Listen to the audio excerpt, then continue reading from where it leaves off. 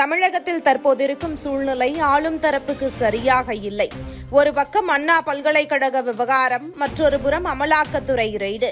தமிழகத்தை சுற்றி வளைத்திருக்கும் தேசிய புலனாய்வு அமைப்பு, கேரள மருத்துவ கழிவுகள் கொட்டப்பட்ட விவகாரம், பொங்கலுக்கு ரொக்கத்தொகை கட்டியென பல்வேறு சிக்கல்களில் சிக்கியிருக்கிறது தமிழக அரசு. இந்த நிலையில் தமிழக சட்டப்பேரவை சபாநாயகர் அப்பாவு தமிழக ஆளுநர் RN ரவியை சந்தித்திருக்கிறார்.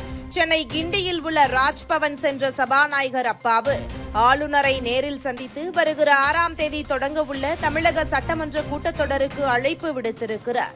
2024ஆம் ஆண்டிற்கான தமிழ்நாடு சட்டப்பேரவையின் பட்ஜெட் கூட்டத்தொடர் கடந்த ஆண்டு பிப்ரவரி 12ஆம் தேதி துவங்கியது. ஆண்டின் முதல் கூட்டத்தொடர் என்பதால் ஆளுநர் உரையுடன் கூட்டத்தொடர் தொடங்கியது. சட்டப்பேரவைக்கு ஆளுநர் RN ரவி 10 மணிக்கு வந்தடைந்த நிலையில் தமிழ்தாய் வாழ்த்துடன் சட்டப்பேரவை துவங்கியது. ஆளுநர் உரையை வாசிக்க ஆரம்பித்த ஆளுநர் RN ரவி சட்டப்பேரவை துவங்கும் முன்பாகவும் முடியும் போதும் தேசிய கீதத்தை இசைக்க வேண்டும் என்ற தனது வேண்டுகோள் புறக்கணிக்கப்பட்டு தேசிய கீதத்திற்கு போதிய மரியாதை தரப்படவில்லை என்று குறிப்பிட்டார். மேலும் ஆளுநர் உரையில் தகவல் ரீதியாகவும் தார்மீக ரீதியாகவும் தன்னால் ஏற்க முடியாத பகுதிகள் இடம்பெற்றிருக்கின்றன என்றும் அவற்றை வாசிப்பது அரசியல் சாசனத்தை அவமதிப்பதாக அமையும் என்றும் கூறிவிட்டு உரையை வாசிக்காமல் ஆளுநர் RN ரவி சட்டப்பேரவையிலிருந்து உடனடியாக வெளியேறினார். இந்த நிலையில் தமிழக சட்டமன்ற சபாநாயகர் அப்பாவுவிடம் ஆளுநர் கண்டிப்பு காட்டியதாக தகவல்கள் வெளியாகியுள்ளது. திமுக அரசால் தயாரிக்கப்பட்ட ஆளுநர் உரையின் நகலை சபாநாயகர் அப்பாவு அளித்திருக்கிறார். அதில் எப்போதும் போல திராவிட மாடல் குறித்து பெருமை பேசும் அறிக்கையாகவே இருந்திருக்கிறது. இதனைத் தொடர்ந்து அதில் முக்கியமாக சட்டம் ஒழுங்கு குறித்தும் இடம்பெற்றிருக்கிறது என தகவல்கள் தெரிவிக்கிறது. இதை பார்த்த ஆளுநர் RN ரவி தமிழகத்தில் என்ன நடக்கிறது என்பது அனைவருக்கும் தெரிந்ததே.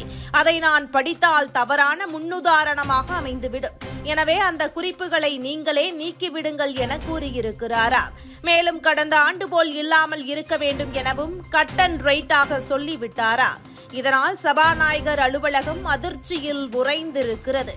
ஆளுநர் மாளிகை வட்டாரமும் இதை உறுதிப்படுத்தியிருக்கிறது. திமுக ஆட்சிக்கு வந்தாலே கல்வித்துறை அமைச்சர் என்பது பொன்முடிதான் என்பது எழுதப்படாத விதியாக இருந்து வந்தது.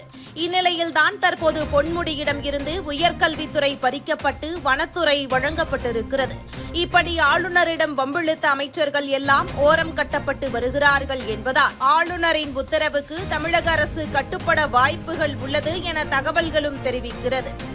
இதுபோன்ற முக்கிய நிகழ்வுகள், அரசியல் தகவல்களை ஆழமாக மாறுபட்ட கோணத்திலும் அறிந்து கொள்ள மறக்காமல் உங்கள் TNS24 டிஜிட்டல் பக்கத்தை பின்பற்றிக் கொள்ளவும்.